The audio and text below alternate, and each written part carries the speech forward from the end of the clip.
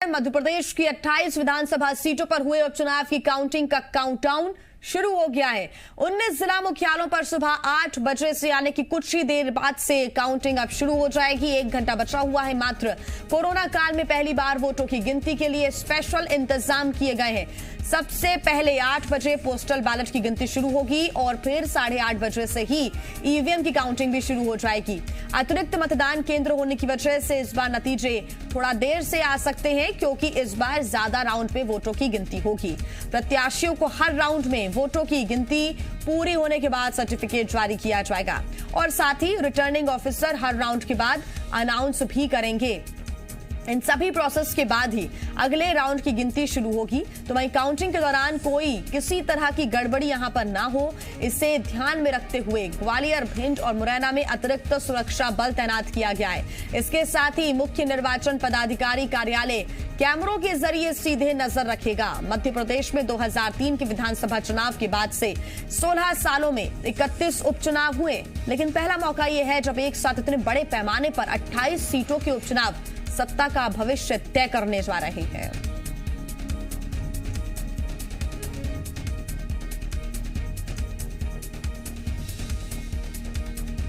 तो कौन बनाएगा सरकार? बस अब थोड़ा सा इंतजार, 1 घंटे का इंतजार और है और उसके बाद नतीजे के लिए जो रुझान है वो आना शुरू हो जाएंगे धीरे धीरे, यानी कि शाम ढलते ढलते स्थितियां स्पष्ट भी होना शुरू हो जाएंगी। फिलहाल काउंटिंग शुरू होगी 8 बजे से पोस्टल बैलेट और 8:30 बजे से ईवीएम की गिनती शुरू होगी। क्या कमलनाथ एक बार फिर सत्ता में वापसी करेंगे या फिर शिवराज का राज बरकरार रहेगा? आगे बढ़ने से पहले हमारे साथ थोड़ा फ्लैशबैक में चलिए। याद कीजिए, फरवरी का महीना था। धीरे धीरे जाती हुई ठंड एमपी के सियासी पारे को खौला रही थी। अचानक एक रात कांग्रेस और सहयोगी दलों के कई विधायक दिल्ली पहुंच गए और इसके बाद एक एक करके कांग्रेस के कुल 22 विधायक बेंगलुरु पहुंच गए। ये सभी विधायक या तो सिंधिया के समर्थक थे या फिर कमलनाथ सरकार में मंत्री ना बन पाने की वजह से नाराज थे। कई दिन के सियासी ड्रामे के बाद सभी 22 विधायकों ने इस्तीफा दे दिया। ऐन होली वाले दिन सिंधिया ने भी बीजेपी ज्वाइन कर ली और फिर सारे पैंतरे फेल और ना उम्मीद होने के बाद 20 मार्च को कमलनाथ ने मुख्यमंत्री पद से इस्तीफा दे दिया। 15 महीने की सरकार गिर चुकी थी।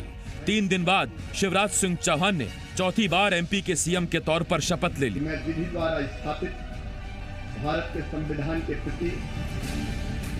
इसी दौरान कोरोना का कहर पूरे देश में बरपने लगा था।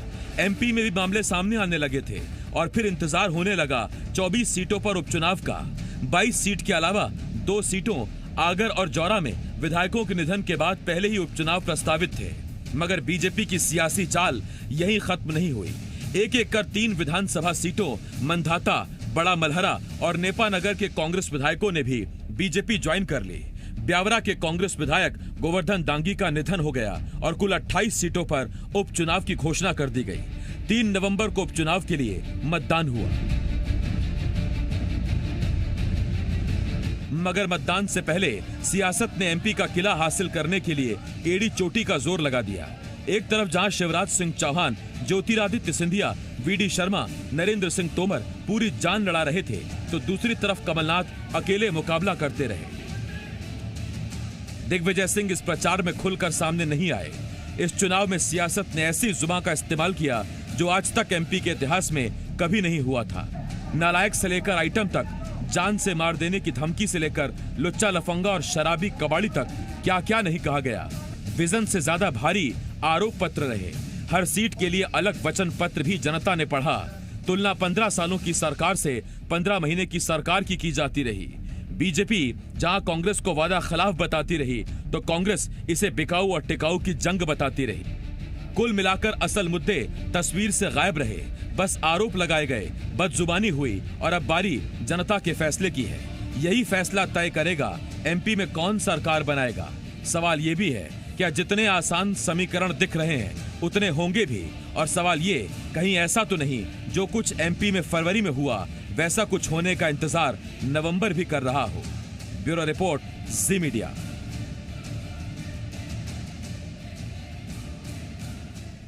तो तो पार्टी हो, चाहे पार्टी के नेता हो, कार्यकर्ता हो, उनका इस बार विजन तो नहीं, लेकिन उनका अलग अलग वर्जन जरूर देखने को इस उपचुनाव में मिल गया।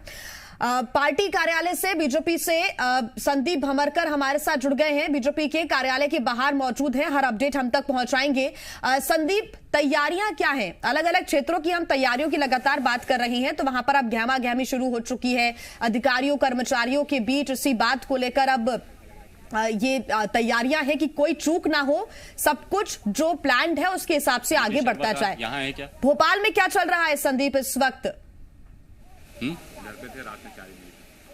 संदीप, आप तक आवाज पहुंच रही है? धड़कनें बढ़ी हुई हैं जिया, और जैसा कि हम कल से बात कर ही रहे थे कि लोगों की रात में नींद नहीं आएगी, तो वैसा ही माहौल यहाँ पर भी है। और जिया, आपने माहौल के बारे में पूछा है, तो अभी अभी काउंटिंग शुरू भी नहीं हुई है।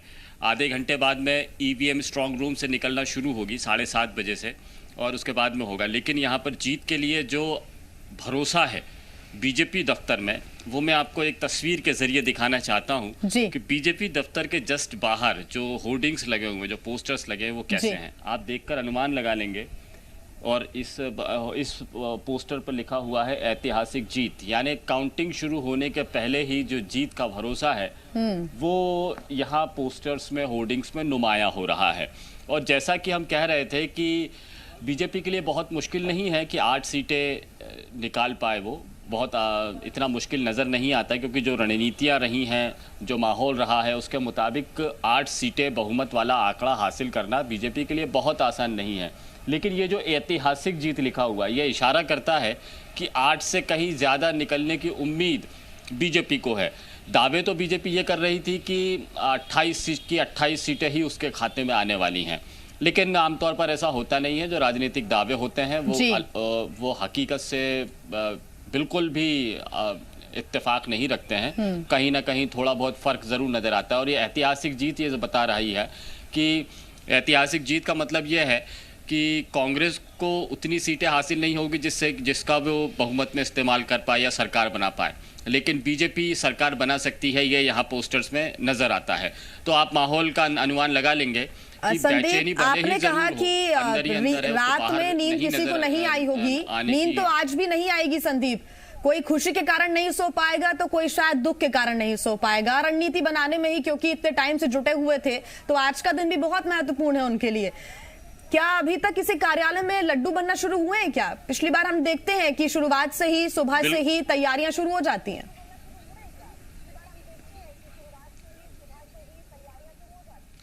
नहीं, लड्डू तो नहीं बनने शुरू हुए हैं, क्योंकि पहले अभी हमने देखा यहाँ पे कुछ कर्मचारी जरूर आए थे जो फूल तोड़ कर ले गए हैं। तो ये पूजा की तैयारी है, और आज पूजा करना बहुत ज़रूरी है, भगवान को खुश करना बहुत ज़रूरी है, और शायद वही तैयारी यहाँ पर अभी की जा रही है। लड्डू की तैयारी नहीं है, और इतनी जल्दीबाजी में बीजेपी रहती भी कभी नहीं है। जब तक कि पूरा आश्वस्त ना हो जाए, ढोल नगाड़े वालों को ऑर्डर ज़रूर दे दिए जाते हैं, लेकिन बुलाया तब जाता है जब पूरी तरह से आश्वस्त हो जाते हैं कि इतनी सीटें हम जीत चुके हैं। हमने इससे पहले विधानसभा चुनाव, नगरीय निकाय चुनाव वगैरह में देखा है कि बहुत एहतियात के तौर पर बुलाया जाता है। आखिरी वक्त में जब जश्न मनना शुरू हो चुका होता है, बिना ढोल नगाड़े के ही मिठाई खिलाना और नाचना गाना शुरू हो जाता है, उसके बाद में ढोल आते हैं। तो बहुत सतर्कता के साथ में ये सारी चीज़ें की जाती हैं यहाँ पर। तो वही माहौल आज भी है, जब तक कि पूरा भरोसा नहीं हो जाए कि सब कुछ हमारे पक्ष में है। और ये ऐतिहासिक जीत जो पोस्टर्स के ज़रिए चुनाव आयोग जब तक ना कह दे, तब तक तो यहाँ पर ढोल नगाड़े बटना या फिर लड्डू बनना, लड्डू का वितरण होना, ये तब तक शुरू नहीं होगा जब तक कि पूरी तरह बीजेपी आश्वस्त नहीं हो जाए। और आपने बिल्कुल ठीक कहा जिया कि नींद तो आज के बाद भी नहीं आएगी। उन्हें भी नहीं आएगी जो हार जाएंगे, उन्हें भी नहीं आएगी जो जीत जाएंगे, क्योंकि ये जो चुनाव है ये मुख्य विधानसभा चुनाव से ज़्यादा रोचक हो गए हैं, दिलचस्प हो गए हैं, और वो होना भी है जिया, क्योंकि ये चुनाव जो है ये बताएगा कि जो विपरीत परिस्थितियां होती हैं, इसमें जो निकल कर आएगा वही सिकंदर होगा, और जो नहीं निकल पाएगा, यानी जो राजनीतिक चातुर्य का इस्तेमाल नहीं कर पाएगा, वो आखिर कैसे नेता कहला पाएगा। तो सिंधिया हो, चाहे शिवराज सिंह चौहान हो, चाहे कमलनाथ हो, इनके लिए ये अपने पॉलिटिकल लाइफ का सबसे बड़ा उपचुनाव रहा है। तो आज की जीत ये बताएगी कि वो सिकंदर हैं और नहीं जीत पाएंगे, और इतने विपरीत परिस्थितियों में भी अपने पुराने दीर्घकालिक राजनीतिक अनुभवों का इस्तेमाल करके अगर अपनी सरकार नहीं बना पाएंगे तो इन तीनों में से किसी भी के लिए भी अगर हार जाते हैं तो वो बहुत बड़ा नुकसान होगा। ये पॉलिटिकल कैरियर पे बहुत बड़ा धब्बा जैसा हो जाएगा, और इसीलिए ये अहम है, जीते कोई भी उसको भी नींद नहीं आएगी, जो हार जाएगा उसके लिए तो नींद हमेशा के लिए उड़ जाएगी। बिल्कुल। और संदीप, पहले भी हम ये बात कर रहे थे कि सीएम शिवराज सिंह चौहान ने ये कहा था कि अगर हार का मुंह उन्हें देखना पड़ता है तो वो झोला उठाकर निकल जाएंगे। उनका भी भविष्य दांव पर है, कमलनाथ का भविष्य दांव पर है, और सबसे बड़ा अगर धब्बा किसी पर लगेगा तो वो सिंधिया ही हैं, उनके समर्थक ही हैं, क्योंकि अगर ब्लेम कोई करेगा तो उन पर करेगा, अगर जीतते हैं तो श्रेय भी उनके पास ही जाएगा।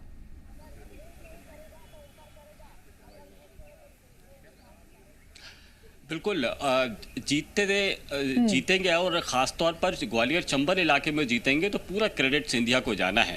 हालांकि बीजेपी ने इस क्रेडिट से हटने का कोई रास्ता नहीं छोड़ा है, बल्कि जब चुनाव चरम पर आने लगा था तब अपने होर्डिंग और पोस्टर्स से सिंधिया जी को हटा दिया था। तो जो और हवाला ये दिया गया था कि ये पार्टी का प्रोटोकॉल है और यहाँ पर केवल अध्यक्ष और पार्टी के मुखिया यानी मुख्यमंत्री, पार्टी अध्यक्ष, प्रधानमंत्री और राष्ट्रीय अध्यक्ष की ही तस्वीरें रहती हैं, और यहाँ पर भी जो तस्वीरें अभी भी लगी हुई हैं वो उन्हीं सारे नेताओं की लगी हुई है, सिंधिया यहाँ पर नहीं है। और ये इशारा ये भी करता है जीत जाएंगे तो ज़रूर क्रेडिट दे देंगे और दोबारा पोस्टर्स में सिंधिया लौट सकते हैं। लेकिन ये एक तरकीब भी कही जा सकती है, चुनाव में अगर सिंधिया की अगर कहीं मुखालफत होती है वोटर्स में, अगर वोटर्स के बीच में सिंधिया का चेहरा ले जाने की वजह से भाजपा को अगर कोई नुकसान होता है तो इसी स्ट्रैटेजी का इस्तेमाल करते हुए बीजेपी ने उन्हें होर्डिंग से हटा दिया था। और इसके बाद में अलग अलग दौरे भी तय किए थे, सिंधिया के दौरे अलग, शिवराज सिंह चौहान के अलग, नरेंद्र सिंह तोमर के अलग, वी डी शर्मा के अलग। आखिरी वक्त में बताने के लिए ज़रूर एक आध सभाओं में साथ में रहे थे, लेकिन शुरुआत में शिवराज ज्योति एक्सप्रेस कहा गया था कि ये चुनाव में काम करेगी और यही अब मध्य प्रदेश में चलेगा। लेकिन चुनाव चरम पर आते आते ये शिव ज्योति एक्सप्रेस कहीं ये शब्द नदारद हो गया और बाद में अकेले अपनी दम पर चुनाव लड़ने की तरकीब इस्तेमाल की गई। और अब यदि लेकिन सिंधिया जीत जाते हैं, खासतौर पर ग्वालियर चंबल इलाके में, तो ये क्रेडिट सीधा सिंधिया को जाएगा। और बीजेपी अपना क्रेडिट तो लेगी ही, लेकिन सिंधिया को साथ रखने में फिर उसको कोई परहेज नहीं होगा, पोस्टर्स में साथ रखने में परहेज नहीं होगा। लेकिन अगर सिंधिया 16 सीटों में से कम सीटें हासिल कर पाते हैं तो ये सिंधिया के राजनीतिक करियर पर ही सवाल खड़ा करेगा। और ऐसे में आने वाले दिनों में सिंधिया कितने पोस्टर्स में रह पाएंगे, बीजेपी के पोस्टर्स में, शिवराज सिंह चौहान, नरेंद्र सिंह तोमर इसके साथ में कितना साथ में रह पाएंगे ये भी कहना मुश्किल होगा। ये साथ में होगा ही, कांग्रेस को आरोप लगाने का भी मौका मिलेगा। लेकिन अगर इन सारी जगहों पर, खासतौर पर ग्वालियर चंबल इलाके की 16 सीटों पर अगर कांग्रेस आधे से ज्यादा सीटें हासिल कर लेती है तो ये कमलनाथ के लिए, कांग्रेस के लिए बहुत बड़ी उपलब्धि होगी। कमलनाथ इसीलिए कह रहे हैं हम क्योंकि पूरा इलेक्शन कमलनाथ ने अपने हाथों में रखा था, और जिस तरह से संघ अपनी भूमिका पर्दे के पीछे निभाता था, पार्टी अपनी भूमिका जमीन पर निभाती है, ऐसी ही भूमिका दिग्विजय सिंह ने निभाई थी। और ये उसी तर्ज पर काम किया गया, पूरा मैनेजमेंट उसी तरह से इस्तेमाल किया गया जिस तरह से बीजेपी करती थी। आप चाहे देख ले, पोलिंग बूथ प्रभारी हो, पन्ना प्रभारी हो, पोलिंग बूथ पर तक अपनी संगठन को ले जाना हो, ये सारी तरकीबें कांग्रेस ने वैसे ही इस्तेमाल करी जैसी बीजेपी किया करती है। तो प्रबंधन की दृष्टि से बीजेपी हो या कांग्रेस, दोनों ही बराबर की लड़ाई लड़ते नजर आए थे उपचुनाव के दौरान में। नतीजे बताएंगे कि किसका फॉर्मूला कारगर हुआ, कामयाब रहा। लेकिन जैसा कि हम कह रहे थे कि नेताओं की साख का सवाल है ये उपचुनाव तय करेगा कि इतनी विपरीत परिस्थितियों में अगर कोई सरकार को वापस ले आता है तो वो वाकई सिकंदर साबित होगा। उसकी राजनीतिक, मध्य प्रदेश के राजनीतिक इतिहास में उसका नाम लगातार लिया जाएगा। और जो हार जाएगा, जो सरकार को वापस नहीं ला पाएगा, क्योंकि मापदंड केवल एक ही है, सरकार आती है या नहीं आती है। जिसकी सरकार आएगी वो सिकंदर, और जिसकी सरकार नहीं आएगी उसके राजनीतिक कैरियर पर सबसे बड़ा धब्बा ये साबित होगा उपचुनाव। बिल्कुल संदीप, सही कहा आपने। सीधा सीधा कहना बिल्कुल गलत नहीं होगा। इज्जत दांव पर लगी हुई है, इज्जत से कोई हाथ नहीं धोना चाहता, कोई अपने ऊपर धब्बा नहीं लगाना चाहता है। और यही वजह है कि तैयारियां हमने देखी बहुत चुस्त दुरुस्त कर रखी थी पार्टियों ने, आज उसी का नतीजा मिलने जा रहा है उनको। आप बने रहिए हमारे साथ। दुर्गेश बिसेन हमारे साथ जुड़ गए पेंड्रा से। दुर्गेश, पेंड्रा की हम बात करें, क्या तैयारियां फिलहाल नजर आती हैं? क्योंकि कोविड-19 की वजह से कई बदलाव किए गए, उनको देखते हुए उनके मद्देनजर क्या तैयारियां हैं चुनाव आयोग की तरफ से काउंटिंग को लेकर?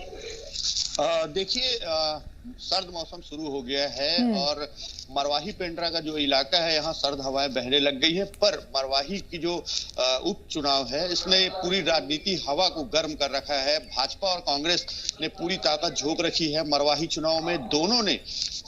दोनों को इस सीट के लिए जो उनकी पूरी ताकत है उसमें उन्होंने लगा रखी है। भाजपा, अगर कांग्रेस की बात करें तो कांग्रेस ने शुरू से इस चुनाव को जीतने के लिए उसकी जो संगठन से लेकर शीर्ष शासन के जो उनके शीर्ष नेता वहां मौजूद थे।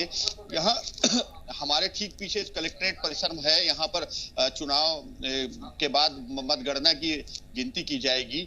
लगभग 21 चरणों में यहाँ मतगणना होगी और इसके लिए 17 टेबल तैनात बनाए गए हैं, जिसमें से लगभग 21 राउंड में यहाँ पर गिनती होना है। पहले 7:30 बजे से मतगणना का जो पहला चरण होगा उसमें डाक मतपत्रों की गिनती होगी और उसके बाद जो ईवीएम मशीन है उनकी गिनती शुरू होगी। ये इस पूरे इलाके को चाक चौबंद सुरक्षा व्यवस्था के तहत सील किया गया है। जगह जगह पर पुलिसकर्मी तैनात हैं, चारों तरफ से इसे सुरक्षा कर्मियों के ने अपने घेरे में ले रखा है। ईवीएम का जो स्ट्रांग रूम है ऑलरेडी उसे सीआरपीएफ हवाले कर रखा गया था। कोरोना काल को देखते हुए प्रशासन ने विशेष व्यवस्था की है। जितने भी मतदान कर्मी, मतगणना कर्मी है, चाहे ईवीएम मशीन उठाने से लेकर अभिकर्ता जो मौजूद होंगे वहां पर मतगणना स्थल पर, सभी को कोविड नियमों के तहत उनके हाथ के लिए हैंड ग्लव्स दिए गए हैं, मास्क दिए गए हैं और जगह जगह पर सैनिटाइजेशन किया जा रहा है। तो चूंकि ये जो चुनाव है ये अभूतपूर्व चुनाव है, इसके पहले कोरोना काल में कभी ऐसा चुनाव नहीं हुए थे, इसलिए प्रशासन। और दुर्गेश, छत्तीसगढ़ की हम बात करें तो यहाँ पर अगर हम नक्सल प्रभावित एरियाज को छोड़ दें तो ज्यादातर हमने देखा है शांतिपूर्ण तरीके से मतदान यहाँ पर होता है। कोई भी अप्रिय घटना स्थिति वैसी बनी हो वैसा हमने कभी नहीं देखा। हाँ, नक्सल प्रभावित क्षेत्रों में जरूर कभी कभी ऐसी स्थितियां हमने देखी है। अब मरवाही की बात करें तो यहाँ पर जो क्षेत्र है उधर पर चाहे कांग्रेस के नेता हो, बीजेपी के नेता हो, उनकी क्या तैयारियां हैं? खासतौर पर पेंड्रा में क्या तैयारियां हैं? क्योंकि मुख्य मुकाबला कांग्रेस और बीजेपी के बीच में है। जेसीसीजे बाहर हो चुकी है लेकिन समर्थन अपना बीजेपी को दे रखा है, तो उनके कार्यकर्ताओं की संयुक्त रूप से क्या तैयारियां हैं? देखिए, अगर जेसीसी की बात करें तो जेसीसी की ओर से, चूंकि ये यहाँ मरवाही उनका गढ़ रहा है और जो गौरेला पेंड्रा का इलाका है, मरवाही का इलाका है, ये पूरा क्षेत्र जोगी के गढ़ के रूप में जाना जाता है। और उसका कारण भी है क्योंकि जब से छत्तीसगढ़ बना तब से लगातार इस सीट पर, मरवाही सीट पर जोगी परिवार का कब्जा रहा है। अगर कोटा की बात करें तो वहां से भी रेणु जोगी विधायक हैं, पर बावजूद इस चुनाव में उसका पूरा जोगी परिवार यहाँ से बाहर है। और इस भाजपा को समर्थन देने के बाद से स्थितियां काफी तेजी से बदली।